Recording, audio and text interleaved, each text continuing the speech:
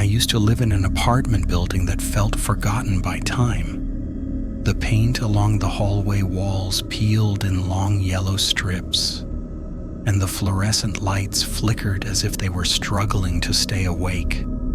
Outside our windows sat enormous trash bins that never seemed to get emptied. Broken glass covered the pavement below like a second layer of gravel, crunching underfoot whenever anyone walked past. It didn't feel like a place where people stayed long enough to know each other. Every apartment was small and identical, and most of the doors on our floor were either empty or had different names taped to them every few months.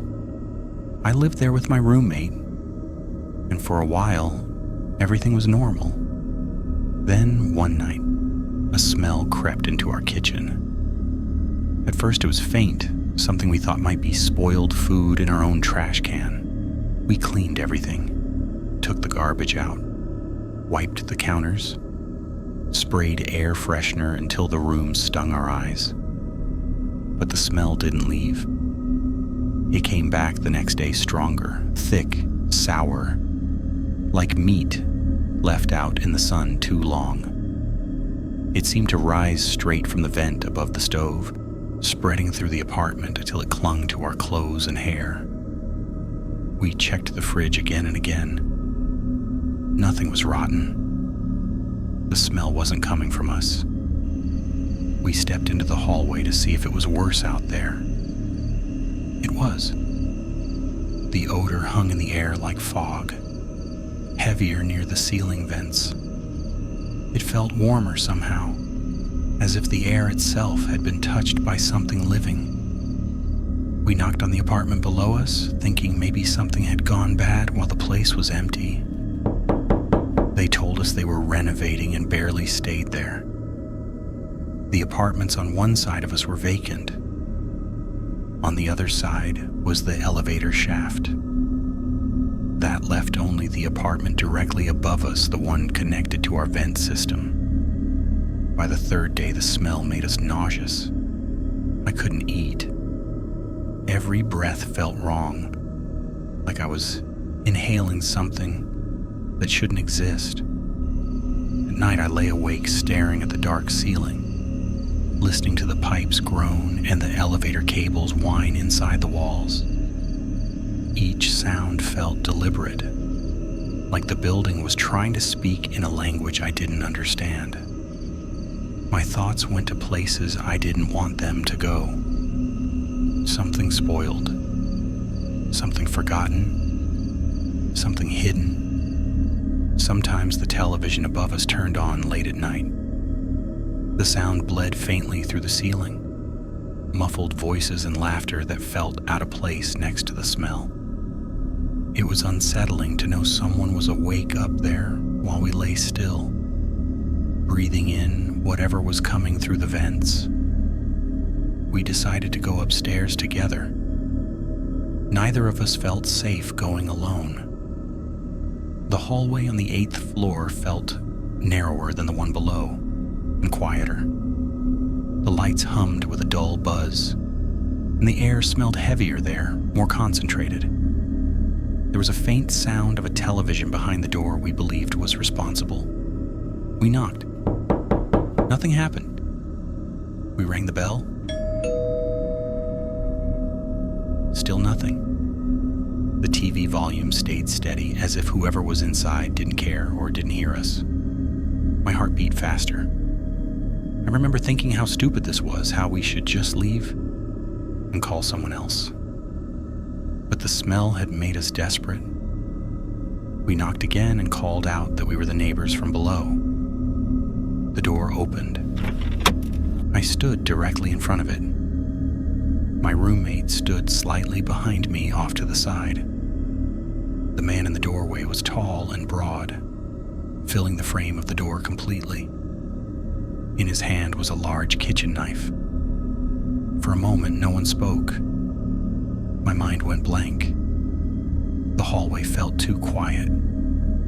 I could hear my own breathing and the distant buzz of the elevator.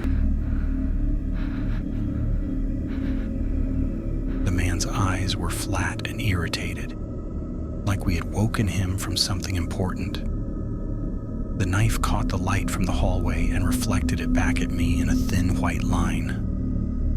"What?" he said. His voice was sharp, angry.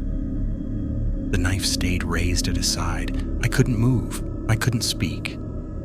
I felt as if the floor beneath me had tilted. My roommate said nothing, unaware of what I was seeing. The man stared at us for several seconds that felt like minutes. Then he said, "Nothing?" in the same aggressive tone, and slammed the door shut. The sound echoed down the hallway. I ran. I don't remember deciding to. My body just moved. I pressed the elevator button with shaking fingers and stepped inside as soon as the doors opened. My legs gave out and I slid against the wall. My roommate looked confused, asking what was wrong, why I was crying. When I told her about the knife, her face went pale. We went back to our apartment and locked the door. The smell was still there, thick and rotten. Now it felt different. It felt intentional. I sat on the couch and imagined the man above us standing in his kitchen, knife in hand, staring at the door. I imagined him knowing exactly where we lived. Every shadow in the hallway outside our peephole felt like movement. Every creak of the building felt like footsteps. We talked in circles for hours. What if he had hurt someone? What if the smell was something far worse than spoiled food? Every sound from above made me jump. The pipes knocked, and I thought of something being dragged across the floor. The vent rattled, and I thought of breathing. I called the police. My voice shook as I explained what had happened. They said they would come. An hour passed. Nothing happened. I called again.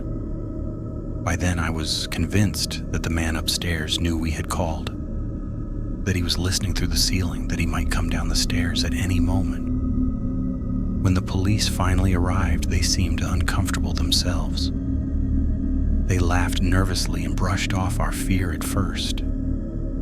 But they went upstairs and knocked on his door. We waited below, pressed against our own door, listening to muffled voices. I remember holding my phone in my hand like it was something solid I could hide behind.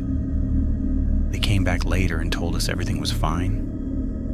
The man said he had been holding a spoon, not a knife.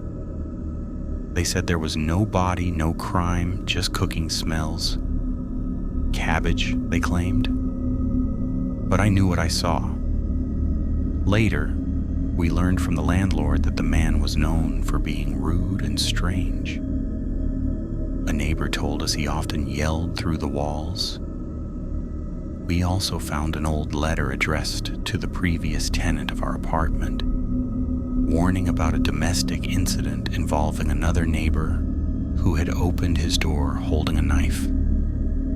That knowledge didn't comfort me. It made everything worse.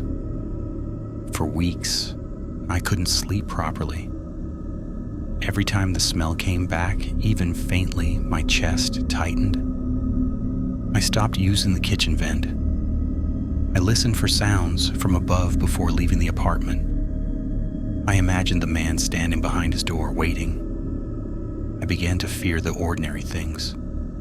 Footsteps in the hallway, the elevator stopping on our floor, a knock at the door. Nothing ever happened. No one was hurt. I eventually moved away when I could afford to. But even now, when I smell something rotten in the air, I think of that hallway, of that door opening, of the silence before he spoke. I think about how close fear can feel to certainty, and how a single moment can change the way a place feels forever. Sometimes the scariest part isn't what happens, it's what almost does.